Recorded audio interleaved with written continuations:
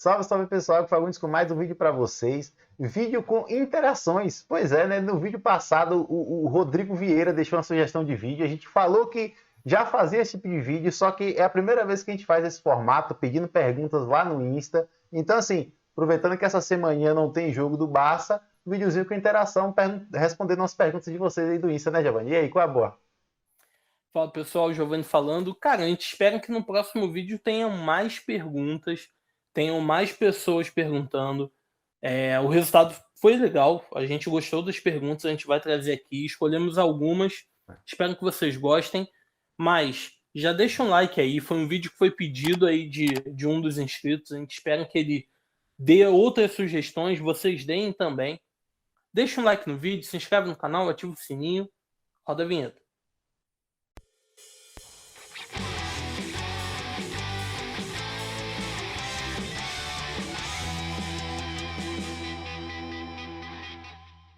A primeira pergunta que a gente vai trazer é do Felipe Silva Júnior.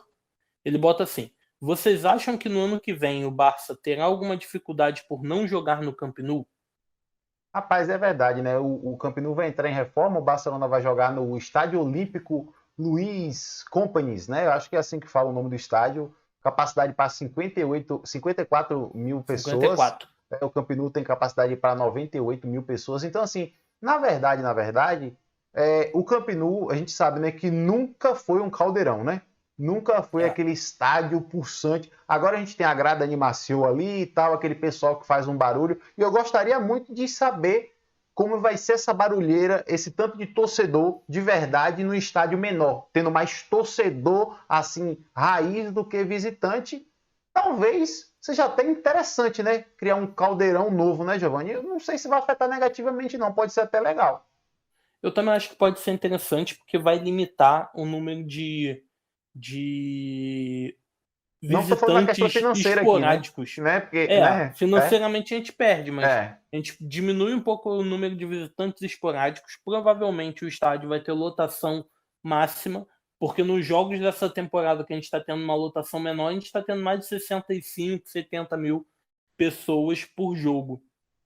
Então eu espero que ajude, até porque a gente vai jogar 2 anos nesse estádio. Bem lembrado. O Camp Nou vai ficar fechado por 2 temporadas, então a gente vai ter que se adaptar.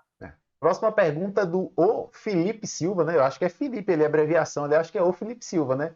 Ele pergunta bem assim: será que o Barcelona passa do United? E aí, Giovanni? Será que passa? Eu acho que o Barcelona passa. O United, a gente está gravando aqui, o jogo do United já aconteceu, ele empatou com o Leeds. 2-2. E a gente tá hoje, não é modéstia, não é Soberba. loucura dizer que hoje a gente está jogando um dos melhores futebols da Europa.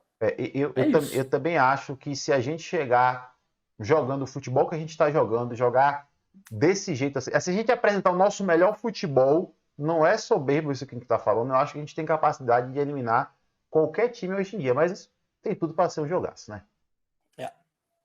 A outra pergunta aqui é do Matheus 1899. Ansu Fati ser vendido ou trocado por outro jogador do United seria uma boa? Gente, pelo amor de Polêmico. Deus. Teve muitas perguntas nesse estilo aí para saber sobre o futuro de Ansu Fati. Esquece esse negócio. Ansu Fati vai ser jogador do Barcelona por um bom tempo. O que tem que fazer é ter paciência. Às vezes o pessoal tá de saco cheio e tá querendo um elemento novo, até ficar de saco cheio com um elemento novo também. O talento já tá aí, Ansu Fati já tá aí. Eu tava lendo até um negócio esses dias do Giovanni. A gente, em teoria, esperou 5 anos o melhor Dembélé. O povo não quer esperar 6 meses, 7 meses, 1 ano para o Ansu Fati. Pelo amor de Deus, o Fati não vai para lugar nenhum. É o Esportes tentando tumultuar, fazendo matéria tendenciosa todo dia. O Barcelona em boa fase, o Esportes fazendo matéria tendenciosa para colocar tumulto no grupo do Barcelona. A verdade é essa, o Ansu Fati não vai para lugar nenhum. É engraçado você ter citado Dembélé, né? A gente, na verdade, não teve muita paciência. Só que o Xavi acreditou e conseguiu recuperar o futebol dele. Sim. E, assim, de talento por talento, o Ansu Fati demonstra ter um talento natural muito maior do que o do Dembélé. Então, eu acredito que o Xavi tem condição total de recuperar o futebol dele também. Bom, com certeza. Próxima pergunta do Bruno Salser. Eu acho que é assim, né? Vamos lá, sim. tiver errado aí, vocês vão corrigindo a gente, porque aqui é complicado. Caso o Barcelona vença a La Liga, a Copa do Rei e a UEFA Europa League, seria um dos anos mais importantes da história? Essa pergunta essa pergunta é meio polêmica, hein, Giovanni? Então, de cara, eu já pensei, a gente já ganhou um sextete. Só que, devido a muita coisa que aconteceu, é um ano para se guardar na história, sim. Principalmente porque ainda não é um time pronto. A gente até conversou um pouquinho sobre isso. A gente estava falando sobre o quão grandiosa pode ser essa temporada do Barcelona. A gente estava conversando sobre esse assunto mais ou menos. E é o que o Giovanni estava falando. Baseado na circunstância, a mídia madridista, a mídia vai tentar desvalorizar qualquer coisa. Mas só em saber que o time da gente conseguiu evoluir em um ano, você conseguir ter uma temporada de êxito desse jeito, é para chegar na temporada que vem os caras falando, gente, o Barcelona voltou. O Barcelona tá com tudo. O Barcelona, e Giovanni já falou isso aqui no vídeo, a gente já falou sobre isso. Uma das Europas Leagues que promete ser uma das Europas Leagues mais disputadas dos últimos anos. Então, né, para mim é um ano para ser recordado se acontecer isso daí, viu? Se a gente passar de fase agora, a gente passa pelo United e corre o risco de cair com o Arsenal, que é o melhor time da Premier League, com mais de 50 pontos. Ou seja, o Liverpool está numa fase pior. A Inter de Milão, o Milan está derretendo. O Milan está praticamente acabando. O projeto do Milan parece que chegou no lugar e agora só cai. Acabou. Então, assim, você pega 3 times que eu citei que estão classificados para a Liga dos Campeões. O próprio Madrid também não está num grande momento. E estão na Liga dos Campeões porque tiveram uma fase de grupos mais fácil, né? Tirando a Inter de Milão, que nos eliminou. Polêmicas à parte, enfim. A outra pergunta vem aqui do Amorim RLS. Qual camisa mais marcante do Barça para vocês?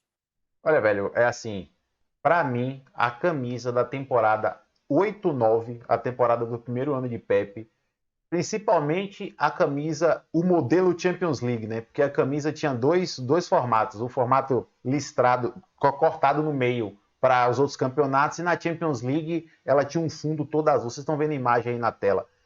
Para mim, a camisa passava muita força.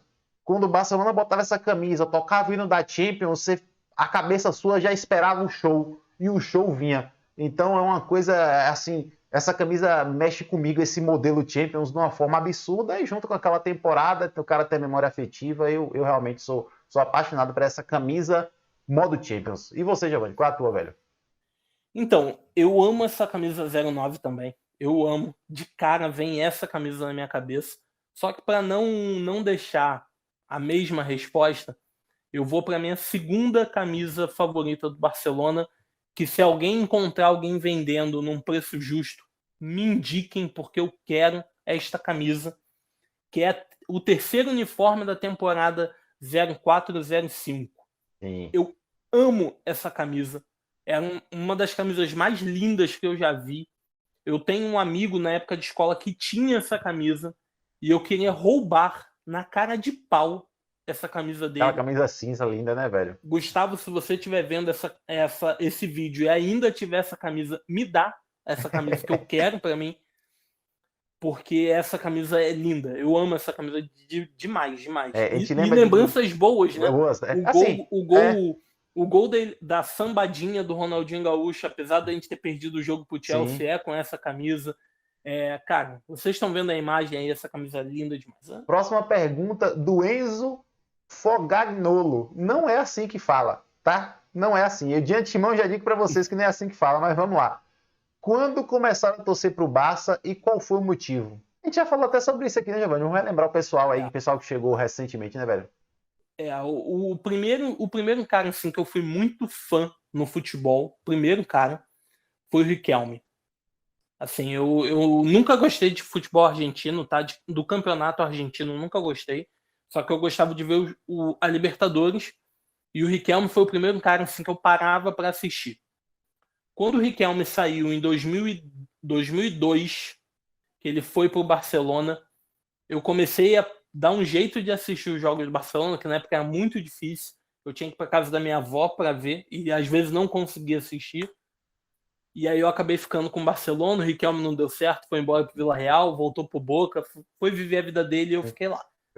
No meu caso foi ali em 97,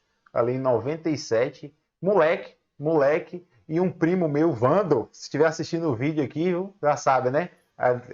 O cara me despertou, sabe o cara chegou com a camisa do Barcelona 97 de Ronaldo Fenômeno, aquela mais esverdeadinha, que o Barcelona fez até uma parecida aqui, azul, né? É a verde água. É, aquele verde água. Ele chegou com essa camisa lá em casa. E eu, me dá essa camisa. Pedi mesmo. Igual você falou com seu amigo aí, pedi mesmo. E ele me deu essa camisa. Eu sempre fui Ronaldo Fenômeno pra mim, assim, sempre foi um cara que eu achei um dos melhores jogadores da história. E tem essa camisa até hoje, eu acho que a gente já mostrou num vídeo aqui. Qualquer coisa a gente coloca a imagem, se tiver uma foto com ela, eu coloco aí pra vocês. E me apaixonei pelo símbolo do Barcelona, por essa camisa, Ronaldo Fenômeno. A gente lembra daqueles gols ali que a gente via num Globo Esporte, no Esporte Espetacular, Ronaldo passando pelo meio da defesa do Compostela, fazendo aqueles jogos, golaço contra o Atlético de Madrid. E aconteceu a mesma coisa com o Giovani aí, só que no meu caso foi com o Ronaldo. Ronaldo foi embora para a Inter de Milão e eu fiquei. Aí o Barcelona me pegou, né? Claro que acompanhando o jogo de uma forma que a gente não dá para dizer nem que acompanhava, né, Giovani? Era notícias que a gente escutava na época, tal, essas coisas, só mais... Pra ver um jogo era difícil. Começando nos anos 2000, 2004 ali, 2003, que a gente começou a ter mais acesso a assistir partida, mas de 97 ali que o Barcelona me pegou, Ronaldo foi, Riquelme foi, e a gente ficou, né, Giovani? É isso aí.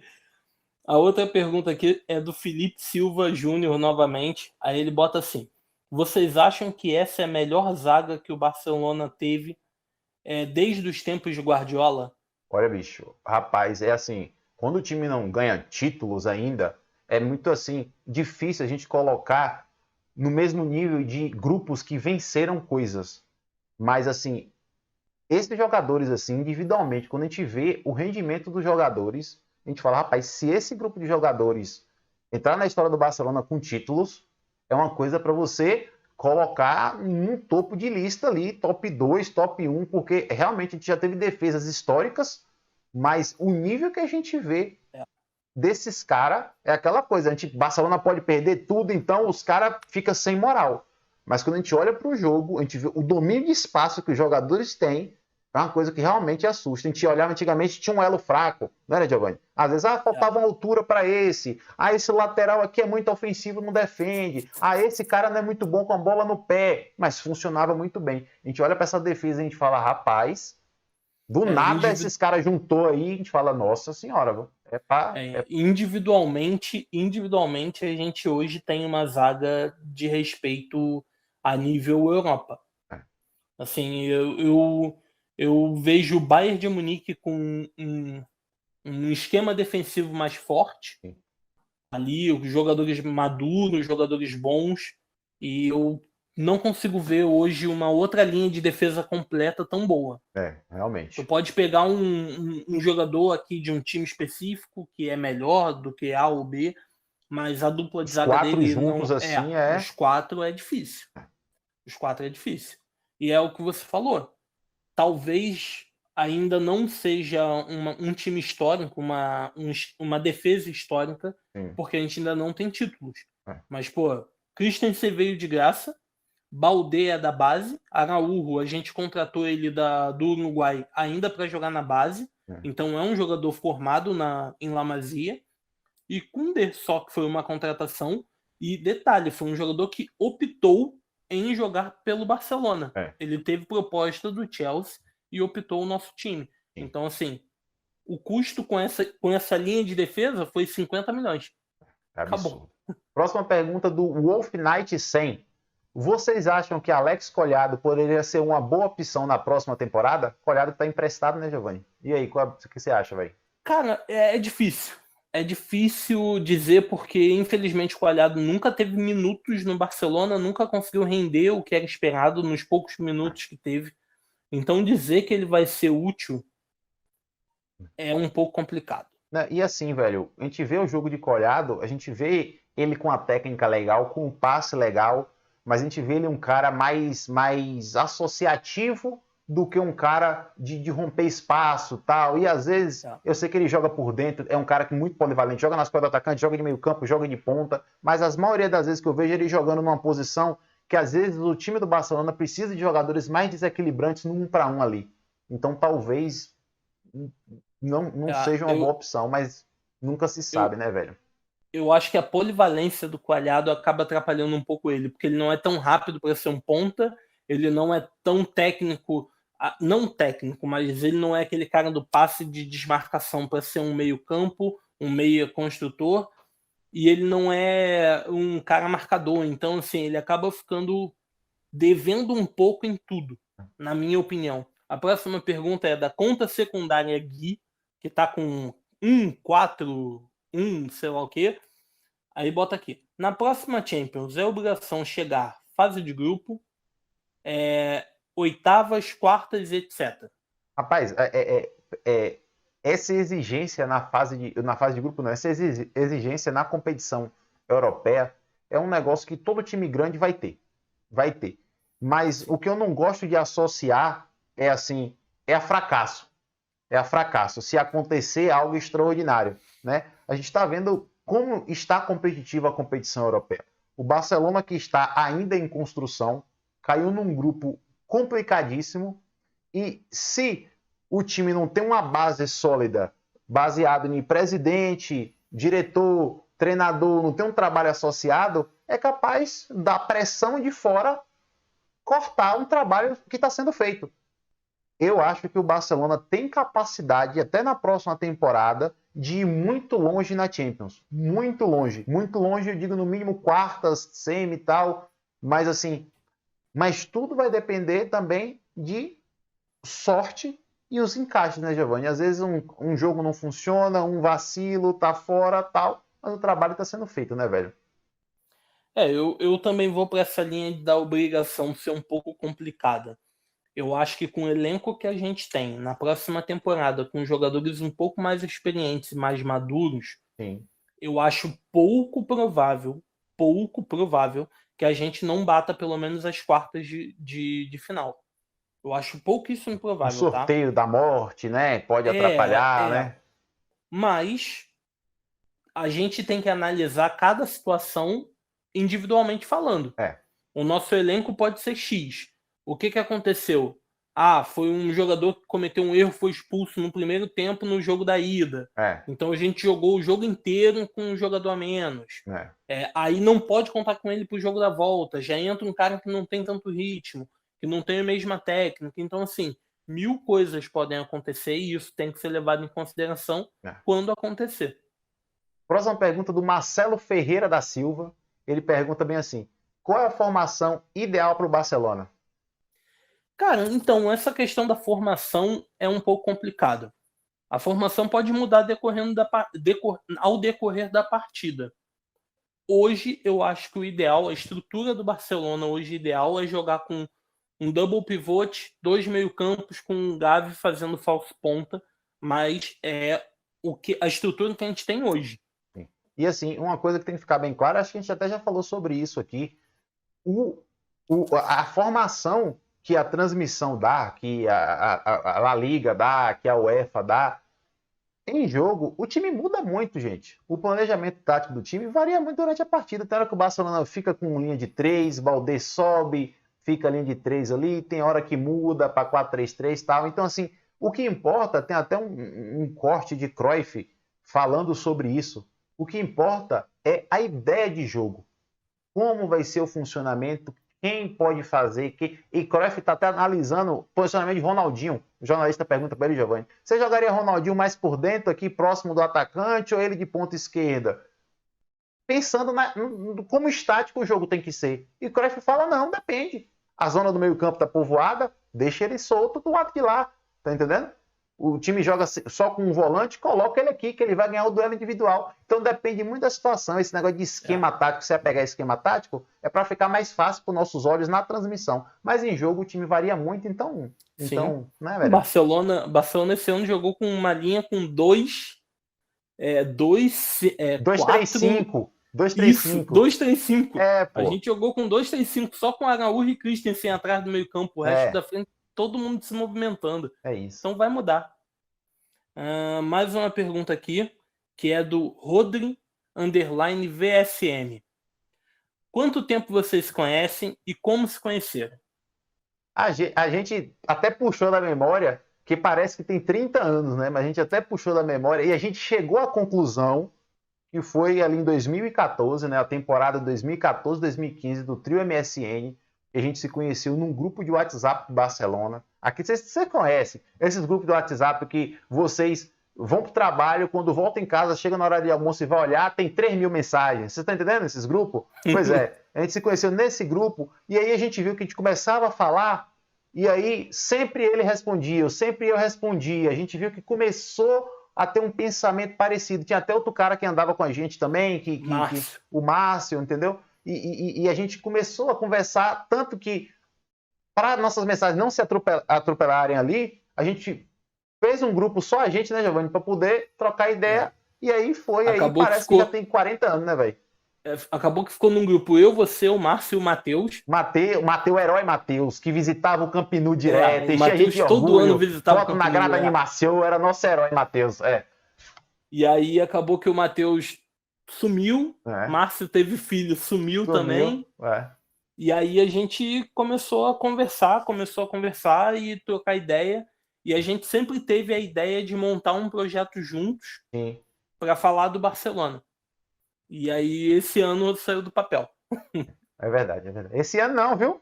O ano canal, passado. Rapaz, olha, eu acho, viu, gente, que o canal é capaz de ter feito 1 ano e a gente tá aqui moscando, viu? Porque eu lembro que o primeiro vídeo da gente foi em fevereiro do jogo contra o Atlético de Madrid. Eu vou ver a data do jogo e é capaz de a gente estar fazendo 1 ano. Aí fica essa curiosidade aqui, eu vou ver depois. Não, agora eu vou trazer uma outra curiosidade aqui, tá? Diga. Quando eu dei a ideia do canal, quando eu falei, vamos fazer um canal e tal, o Fagundes falou, vambora, se amarrou. Só que ele é chato pra caramba, perfeccionista que são uma porra. O canal nunca ia sair do papel se dependesse dele. Nunca. Ia estar até hoje estruturando. Não, eu sempre ia falar que uma sombra tá batendo errado, que um áudio tá errado, que se não é Giovanni pra dar assim, vamos de qualquer jeito, não ia sair. É isso mesmo, velho. Tá certo. Próxima pergunta do Robert R. Nau. É isso, né, Giovanni? Pra mim, tá batendo a nostalgia desse Barcelona de Xavi com o Barcelona de Pepe. Vocês estão sentindo? Pergunta perigosa, hein, Giovanni? É perigosa. No primeiro tempo do jogo contra o Betis, ali, os 15 minutos do jogo contra o Betis, o meu sentimento era esse. Não de ter conseguido alcançar aquele padrão do time do Pepe, mas que estamos no caminho. Eu fiquei muito feliz com aquele jogo, porque deu para ver que o time está muito bem treinado e que a ideia de Xavi é muito clara e o que ele mira é aquilo. Uma coisa, viu, Giovanni, que a gente tem que deixar claro para o pessoal, que o nosso time está jogando muito bem, a gente deu um salto de qualidade absurdo, vem dando de 3 em 3 dias, mas ainda é um projeto que está começando. É maravilhoso a gente ter esse sentimento que o Robert está tendo, porque a gente está constatando melhoras, a gente está vendo coisa que a gente viu numa época vitoriosa, e isso é maravilhoso. O que a gente tem que fazer é manter o pé no chão e continuar trabalhando, mas o caminho é esse, velho. Agora a pergunta do canal _YouTube Brazucas BR, que é o Lucas, né, que sempre participa aqui com a gente. Ele bota assim: qual foi o jogo muito marcante para vocês do Barça? Não vale das últimas 2 temporadas. Olha, bicho, eu já falei que a camisa foi da temporada 8-9. E assim, sinceramente, o 6-2 da temporada 8-9, aquele 6-2 no Bernabéu, que o Barcelona fez aquilo lá, jogando do jeito que jogou, contra um Real Madrid que conseguiu tirar uma diferença absurda que o Barcelona abriu no segundo turno, ganhando daquele jeito do Madrid, tentando buscar da época. Eu estava completamente em choque, eu estava morrendo de medo, e a exibição que o Barcelona fez naquele jogo, eu acho que foi uma das coisas que mais fez eu ficar apaixonado por futebol e pelo estilo de jogo do Barcelona dando certo, porque quando deu certo foi com o Cruyff, em 92. A gente era um mosquito, não viu as coisas acontecerem. E com Raika foi outra proposta de jogo. Mas o que aconteceu com o Pepe e aquele 6-2 para mim foi para falar bem assim, gente, o que é isso aqui? O que é isso? Eu tenho esse jogo aqui E confesso para vocês que uma vez por mês eu assisto o jogo.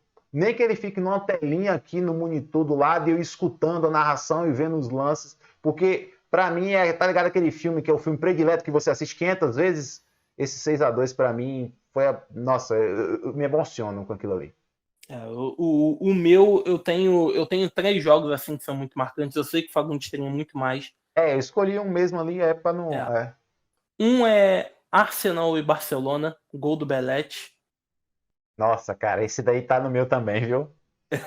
O outro é o 3-0 em cima do Madrid, no Santiago Bernabéu, o Ronaldinho sendo aplaudido de pé. Esse foi absurdo também.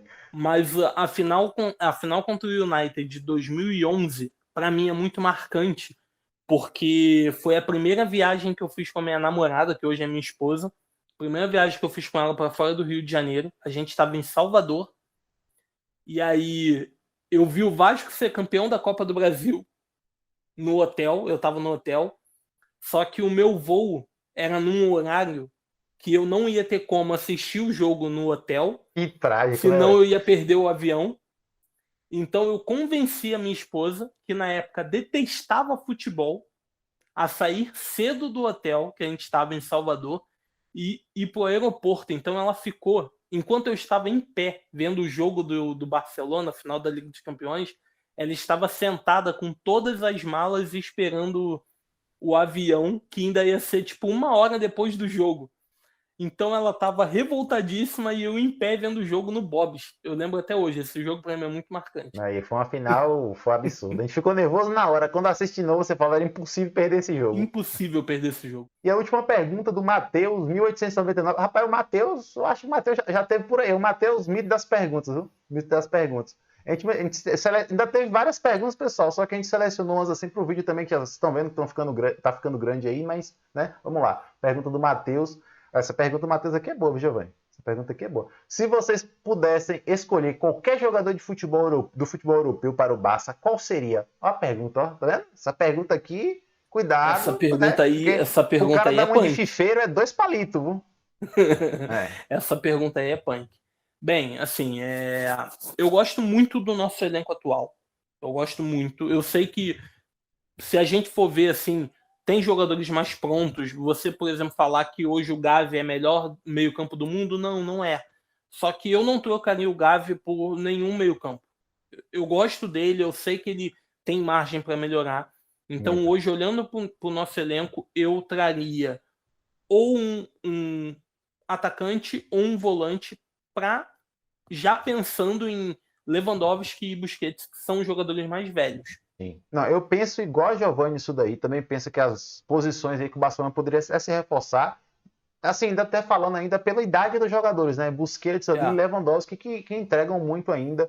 Mas, como o cara falou, qualquer jogador do futebol europeu, de volante, o Rodri. O Rodri eu acho que é um cara que, ainda mais com tudo que Pepe passou para ele, seria não ter um Busquets de novo, porque o cérebro de Busquets é absurdo, mas era um jogador que poderia dar muita sequência ao nosso modelo, né, Giovanni? E no ataque a gente tem uma peça bem interessante aí, né, Giovanni? Como é ele? Quem é ele?